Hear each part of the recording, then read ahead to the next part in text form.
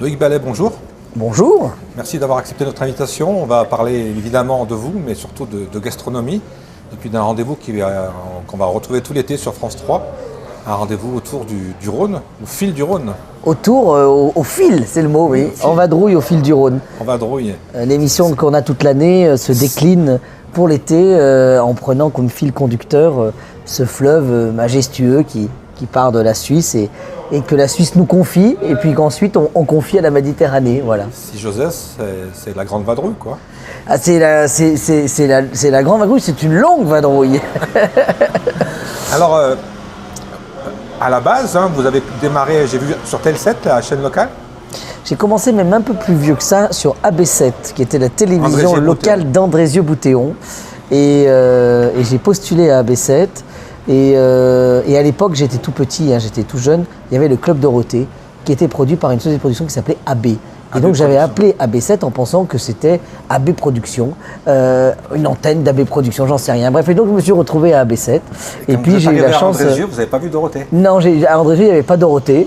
J'ai rencontré des gens formidables parce que forcément, c'est des mecs qui m'ont aidé à mettre le pied à l'étrier, qui m'ont appris ce métier. J'avais 15 ans, 16 ans et qui m'ont dit bah voilà, tu viens quand tu veux, tu es ici chez toi. C'était une télé associative. Puis après, c'est devenu TL7. C'était merveilleux parce qu'on a construit un premier média audiovisuel de taille départementale. Donc c'était plutôt excitant. Et puis après, France 3 en région. Et voilà.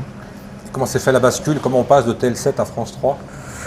Bah, c'est assez simple. Moi, j'ai fait l'école supérieure de journaliste. À la fin de l'école supérieure de journaliste, on vous propose de faire un stage dans un autre employeur que le vôtre. Et je fais mon stage à France 3 et je le fais à Pâques et je ne repars jamais de France 3. Voilà. Et le côté gastronomie, ça vient d'une envie, d'une rencontre, ou alors vous aimez bien manger? C'est un peu les deux. C'est une envie. La gastronomie, pour moi, c'est viscéral parce que chez nous, en famille, chez les Balais, on va dire, le repas, c'est un peu une longue liturgie en fait. C'est quelque chose c'est quelque chose qui se tient longtemps. On commence à midi, tranquille avec l'apéro. Arrive l'apéro qui s'éternise. 14h, on se dit mince, on va peut-être commencer à passer à table. Et puis à 17h, on a fini. On se dit bah, tiens, on va peut-être recommencer. Enfin voilà, donc c'est un truc qui nous plaît. Puis on a toujours cuisiné en famille chez moi et donc résultat, déjà le moment de la table est important. Et puis j'ai eu des rencontres, la découverte de la table de la famille Trois Gros qui moi m'a bouleversé. J'avais 18 ans, j'avais cotisé pendant 2 ans pour me payer ce repas chez Trois Gros. Et j'ai un Michel Trois Gros qui nous accueille et qui nous fait découvrir quelque chose que je ne connaissais pas. J'avais 18 ans, personne ne me snob, personne ne te regarde de haut. Au contraire, on a juste envie que tu passes un bon moment. Heureux qu'il y ait des jeunes qui poussent la porte, qui peuvent ou qui font le choix en tout cas, parce que moi je gagnais que dalle, mais c'est juste que j'avais mis 30 balles tous les mois et voilà. Et puis il y a eu la rencontre de Jean-Pierre Coff, voilà, qui Jean-Pierre m'a aidé à mettre le pied aussi à l'étrier dans ce milieu de la gastronomie, mais surtout il m'a aidé à une chose, c'est à me dire que ceux et celles qu'il faut défendre, ce sont les producteurs en fait.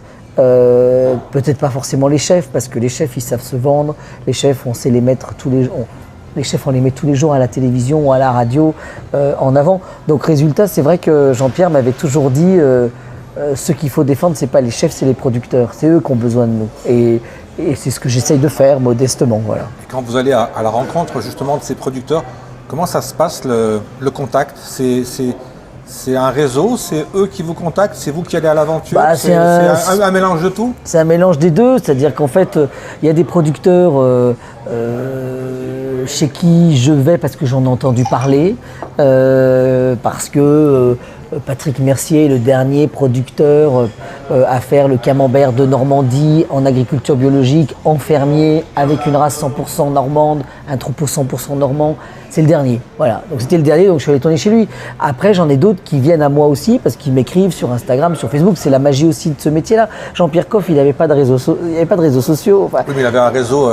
Il avait un réseau, mais vous n'aviez pas cette possibilité. On vous écrivait, il fallait qu'on vous écrive. Voilà. Là, d'un coup, en fait, on a une possibilité d'être contacté à tout moment par des producteurs qui ont besoin d'un coup de main ou qui ont besoin d'être défendus. Et je me souviens d'être parti dans les Pyrénées, du côté de l'Ariège, pour défendre des producteurs et des éleveurs de moutons de Barège-Gavarnie. On n'est pas loin du cirque de Gavarnie, on est juste à côté de l'Ariège. Et là-bas, ces producteurs étaient menacés, leur appellation était menacée, ils n'étaient plus assez nombreux et il fallait les mettre en avant. Et typiquement, s'ils ne m'avaient pas écrit, peut-être que je ne les aurais pas trouvés. Donc en fait, c'est la magie aussi de cette vie-là aujourd'hui où on est connecté et où finalement les gens aussi, on peut échanger plus facilement. Voilà. Et vous avez aussi envie d'aller découvrir des produits? Oui, moi j'ai envie de... Moi j'ai la chance d'avoir toujours faim déjà. Moi aussi, mais après... Donc voilà, donc résultat, j'ai toujours faim. Ah mais vous avez la ligne. Oui, mais c'est parce que je fais du sport. Mais en tout cas, j'ai toujours faim et j'ai toujours envie de manger. Et donc en fait, et un rien me met en appétit. Donc résultat, y a rien que je n'aime pas. Quand on me demande au restaurant, vous avez une allergie, mais j'ai pas d'intolérance, j'ai rien, j'aimerais être allergique à un truc, et je suis allergique à rien, j'aime tout. Et donc c'est la magie d'être comme ça, parce que résultat, tout m'intéresse et tout me met en appétit. C'est peut-être pour ça que vous êtes en triporteur, vous éliminez en même temps. Alors ça fait un petit moment que j'ai plus le triporteur, ça fait 2 ans que j'ai plus le triporteur, mais je me suis mis au jogging pour compenser l'arrêt du triporteur. Et puis en même temps, Télématin m'a mis plus de 2 fois par semaine maintenant dans Télématin, donc résultat, je cours pas mal, donc résultat, je me dépense. Mais ouais, il y a ce truc-là qui fait que... Et puis, c'est un moment et un métier formidable, c'est que j'ai la chance d'aller rencontrer des gens qui vont me raconter un bout de leur passion, parce que quand vous êtes producteur, fermier, agriculteur, petit producteur, ou dernier des Mohicans à faire ce camembert ou tel fromage, vous ne le faites pas sans passion, c'est un sacerdoce ce métier-là. Donc résultat, quand vous allez les voir, moi j'ai la chance de rencontrer des gens qui ont la passion. Donc résultat, cette passion, elle se transmet et j'ai plus qu'à la transmettre, moi, voilà. Vous rencontrez un produit et une histoire. C'est ça, c'est un produit, c'est une histoire et c'est vrai qu'en fait... moi, je dis toujours que je ne suis pas journaliste, je suis raconteur d'histoire en fait. Raconteur d'histoires, de belles histoires, de vraies histoires et d'histoires gourmandes. Voilà. Est-ce qu'il y a une région plus qu'une autre qui vous attire, qui vous donne envie, tout simplement? J'ai des régions de prédilection. Moi, j'aime beaucoup l'Auvergne. D'abord parce que j'y vis à moitié de mon temps aussi. Parce que je pense que quand on est dans la plaine du Forêt, d'où je suis, moi, de Boin-sur-Lignon, voire même de Saint-Just-en-Bas, pour être plus précis, du côté de ma mère, donc on est déjà dans ces monts du Forêt. Et déjà, sur la pointe des pieds, on est déjà dans une culture qui se mélange avec l'Auvergne, en fait. C'est un peu la région du Pacha, non? C'est la région du Pacha, c'est la région de la truffade, c'est la région d'un jambon merveilleux. Alors, il y en a, il faut les choisir. C'est la région du Saint-Nectaire, c'est la région de la Fonte de Montbrison, c'est cette région qui est merveilleuse. Moi j'adore le Cantal, j'adore l'Auvergne, j'adore la plaine du Forêt et les monts du Forêt que je trouve à chaque fois merveilleux parce que je les redécouvre à chaque fois. Et ces coteaux, quand vous êtes sur ces coteaux des monts du Forêt, face à Saï-sous-Couzan qui se jette dans le vide comme ça, là vous êtes au-dessus de Trollin et c'est magique. Voilà. Et donc forcément, n'importe qui arrive ici est convaincu que c'est le plus bel endroit de la Terre, c'est clair.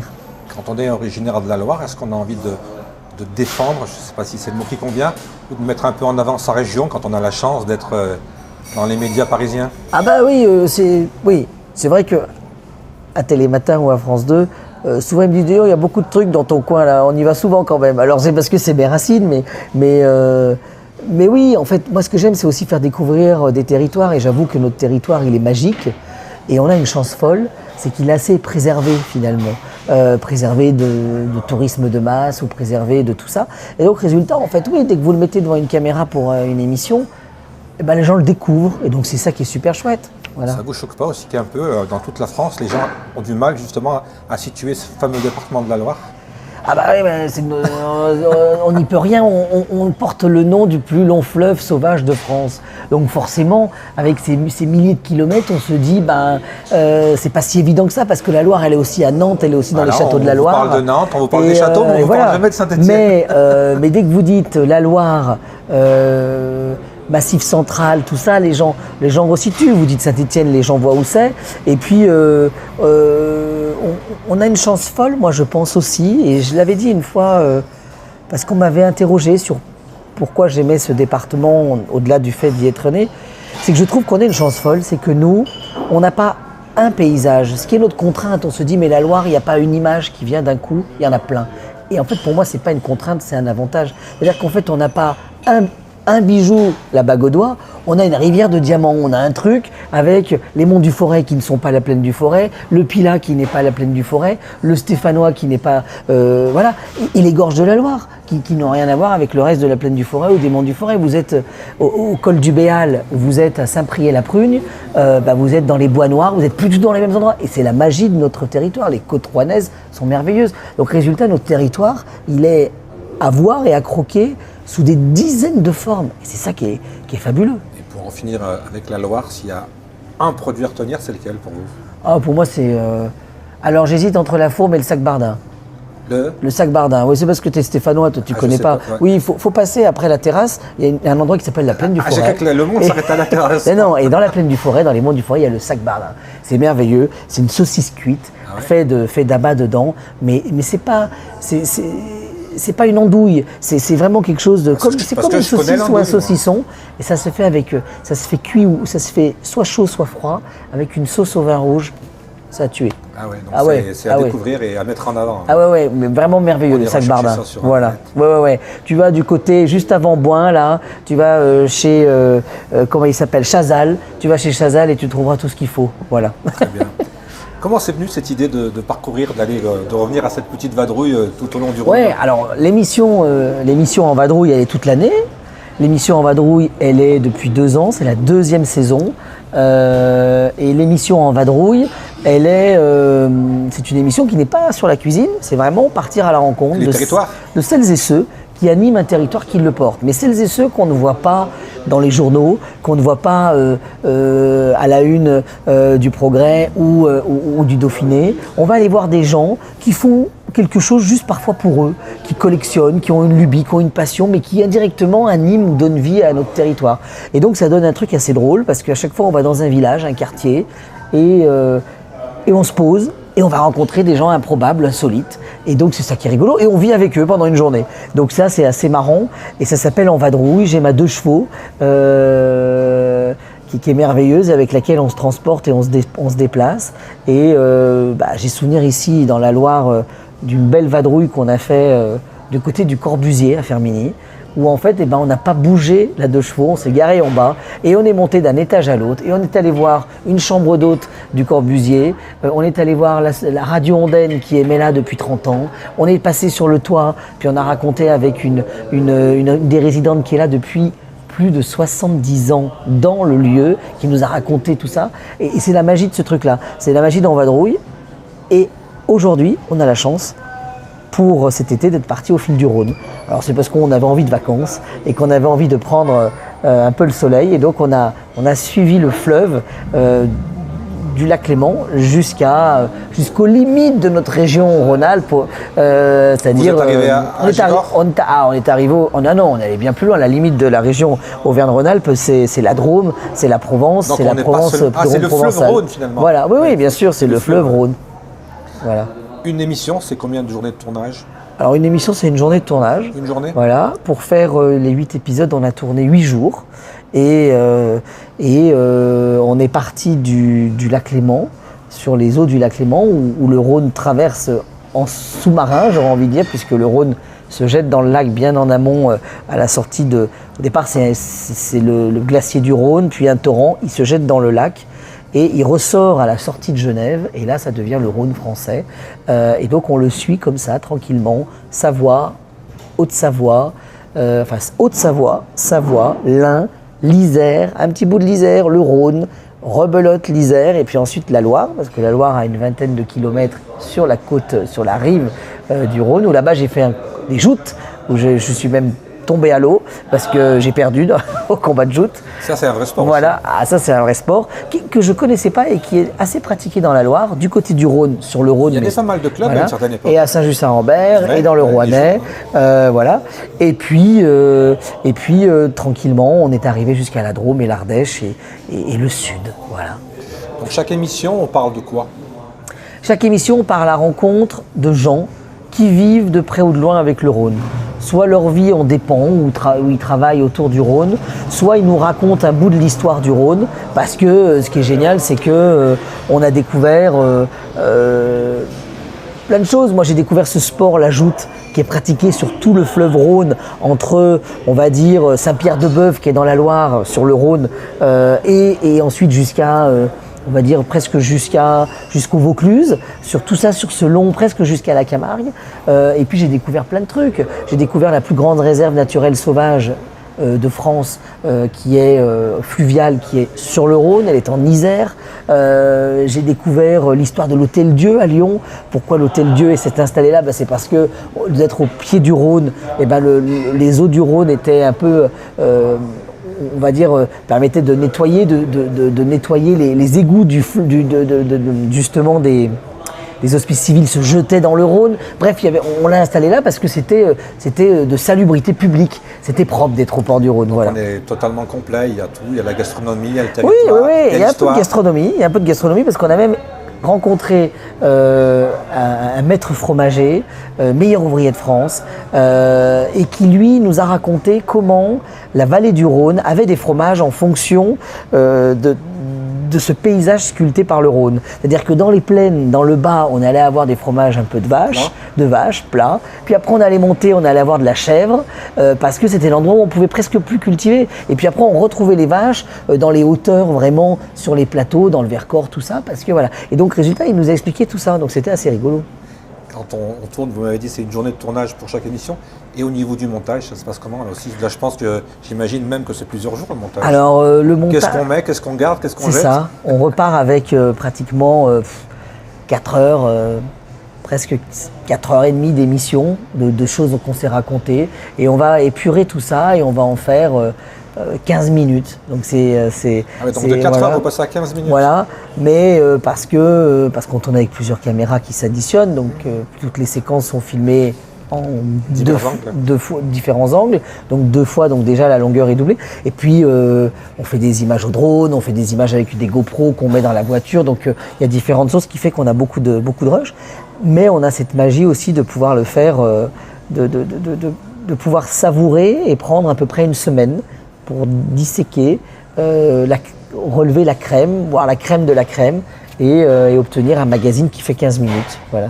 Ça va être diffusé une fois par semaine. Ça sera diffusé tous les vendredis sur France 3 à 18h, à partir de 18h30, 40, juste avant le journal.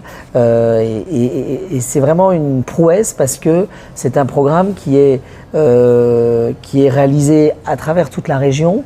Et grande prouesse et grande nouveauté, ce programme sera aussi diffusé en radio sur France Bleu, sur les 4 France Bleu de la région Rhône-Alpes, puisque le Rhône traversant tous les territoires couverts par les différents France Bleu qui sont Pays de Savoie, France Bleu Isère, France Bleu Drôme-Ardèche, France Bleu Saint-Étienne-Loire, ces 4 stations vont diffuser en parallèle une émission qu'on va préparer à Saint-Étienne.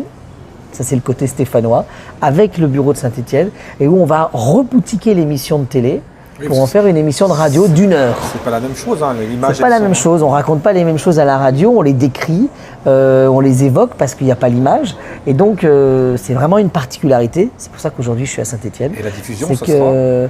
Alors la diffusion sera tous les week-ends, sur tous les France Bleu de la région, et donc c'est super chouette parce que c'est la première fois à France Télévisions qu'on va adapter un magazine, parce qu'on sait adapter des journaux, c'est ce que fait France Info, radio, télé, mais on n'a jamais adapté de magazine de terrain, de reportage de terrain sous forme télé et radio. Et là, c'est une prouesse qui est faite entre Lyon, pour France 3, c'est là où se trouve le siège de la région Auvergne-Rhône-Alpes, et les différentes stations de France Bleu, et entre autres celle de Saint-Étienne qui est un peu la cheville ouvrière où on va vraiment enregistrer et enregistrer les émissions. Voilà. Cette émission, elle va être diffusée que sur France 3 Rhône-Alpes-Auvergne. Donc sur France 3 Auvergne-Rhône-Alpes et sur France Bleu, Pays de Savoie, Drôme-Ardèche, Isère et Saint-Étienne-Loire. Toujours quand on parle de diffusion, il n'y a qu'une diffusion ou il y a d'autres jours où elle est rediffusée? Alors il y a toujours qu'il y a des replays. Il y a un replay qui marche beaucoup, il y a les réseaux sociaux qui repartagent des extraits et des bouts pour faire vivre l'émission. émission. Et puis cette émission, elle va revivre parce que souvent on la redécoupe en petites séquences qui sont égrenées au gré de la diffusion sur France 3 Auvergne-Rhône-Alpes. Et c'est là où les gens nous voient avant le journal, après le journal, le matin, le soir. J'avais presque envie de vous dire le contraire. Est-ce que vous n'allez pas mettre tout bout à bout pour faire une grande émission? Alors ça c'est aussi prévu, mais on n'a pas encore la date. Voilà. Mais c'est prévu effectivement on aimerait faire un format plus long. Donc tout l'été, on retrouve l'Œil Ballet, on a les sirènes. On retrouve l'Œil Ballet tout l'été, donc sur France 3 Auvergne-Rhône-Alpes, sur France Bleu. Ouais, et ben, on se retrouve les amis tout l'été, sur France 3 Auvergne-Rhône-Alpes et sur France.tv tous les vendredis soirs à 18h40 et sur tous les France Bleu de la région Rhône-Alpes, France Bleu Drôme-Ardèche, France Bleu Isère et France Bleu Saint-Étienne-Loire et Pays de Savoie pour un an vadrouille version radiophonique. Voilà. Il y a la télé, il y a la radio, on ne se quitte plus. Et pour terminer, est-ce que cette virée dans le Rhône, le fleuve, vous a donné d'autres envies, d'autres idées d'émissions pour la suite? Oui, moi des idées j'en ai plein parce que j'ai la chance de faire ce que j'aime, d'être curieux de tout. Donc oui, inévitablement, plein de choses nous sont venues. Cette idée du Rhône, elle m'est venue l'année dernière quand je faisais la même série sur la Nationale 7. Donc comme quoi, qui a bien marché et avec laquelle on a fait de très belles audiences et de très belles émissions. Et donc résultat, on a cette chance, c'est d'avoir un territoire merveilleux qui est l'Auvergne et Rhône-Alpes. Ces deux régions se sont unies. Moi, c'est mes deux amours. J'ai toujours eu un pied entre les deux. Donc, ça me va très bien de couvrir ce territoire. Parce que quand vous êtes dans le Cantal, vous n'êtes pas en Savoie. Et quand vous êtes dans l'Allier, vous n'êtes pas dans la Drôme provençale. Donc, résultat, les paysages varient, les régimes aussi, parce que je suis gourmand. Donc, c'est chouette. Loïc Bellet, merci beaucoup. Merci. Question subsidiaire, est-ce qu'on vous revoit pour un événement bientôt sur la région stéphanoise? Sans doute, autour des produits fermiers, mais je ne peux pas trop vous dire, mais ça sera en 2024, ça. Voilà. Bon, on vous reverra à ce moment-là. Merci beaucoup en tout cas. À bientôt.